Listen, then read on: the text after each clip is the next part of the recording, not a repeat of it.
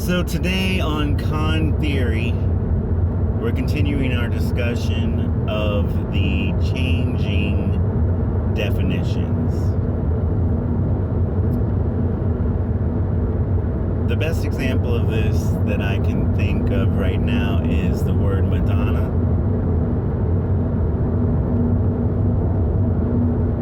Before the current actress singer named Madonna was a household name, the word Madonna was an old-fashioned title for Mary, the mother of the Christ.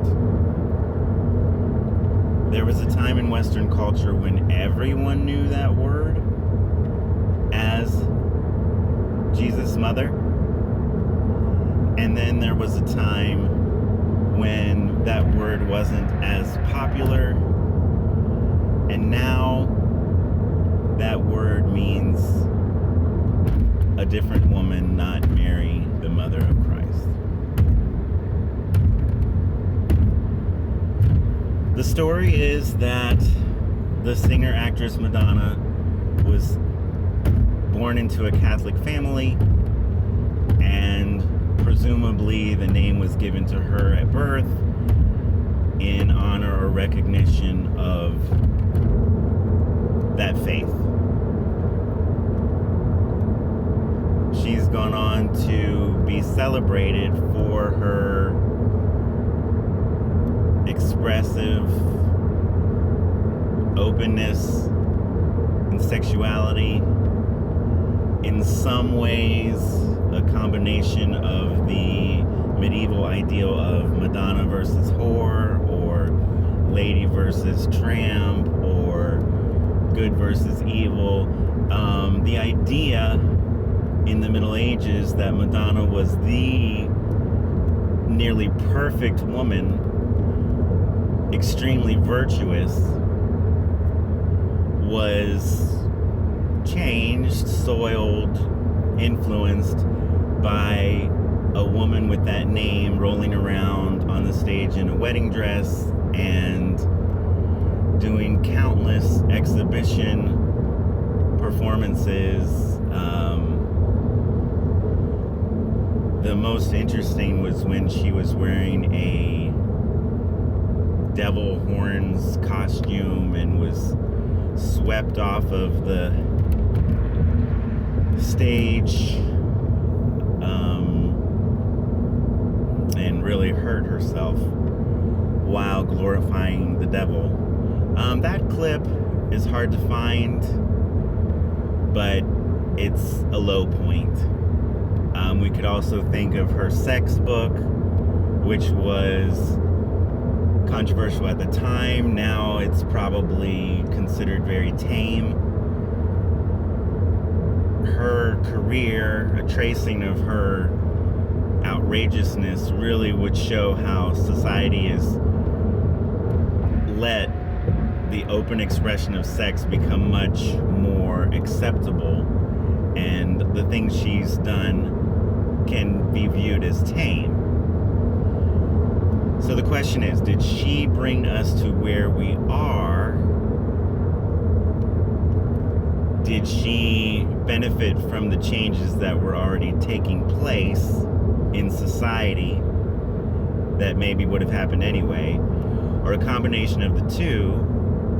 Or was there a plan to put someone with that name in an influential position to change the meaning of that name? What we know is that the meaning of the name has changed. That's what we know. Everything else would be a theory.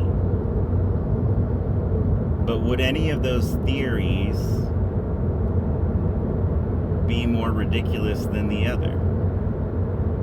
We come down to the idea of history, of whether individual people change history,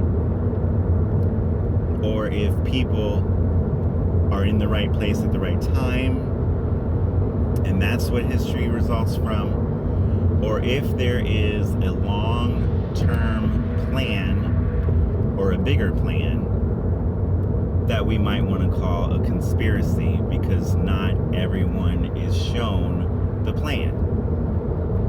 The idea that a conspiracy is rare is the most dangerous, stupid idea I've ever heard. Anytime anyone decides not to tell somebody something, that's a conspiracy. And that happens every day, countless times. You tell your friend where you're going for lunch so that you can meet him for lunch. You don't tell other people. That's all a conspiracy is telling somebody something and not telling other people that same thing. It's the most normal, ordinary thing. It has nothing to do with tinfoil hats. Every business wants people in the business to know things that they don't want the public to know. Every business. It doesn't have to be nefarious. Every family knows things that they don't want people outside the family to know. Every family. That does not have to be nefarious. Of course it could be. But there's also the real, undeniable, common sense thought that we don't have room in our minds for everything. Nobody needs to know it all. You tell the things you need to know to the people who need to know it, and it's that simple. If it happens to be bad, for some reason, we want to believe it's not true. Well, that's cute, but that's not the way things work. We're surrounded by conspiracy. Some of them are crazy. Some of them are wrong. Most of them are so everyday that we don't even see them.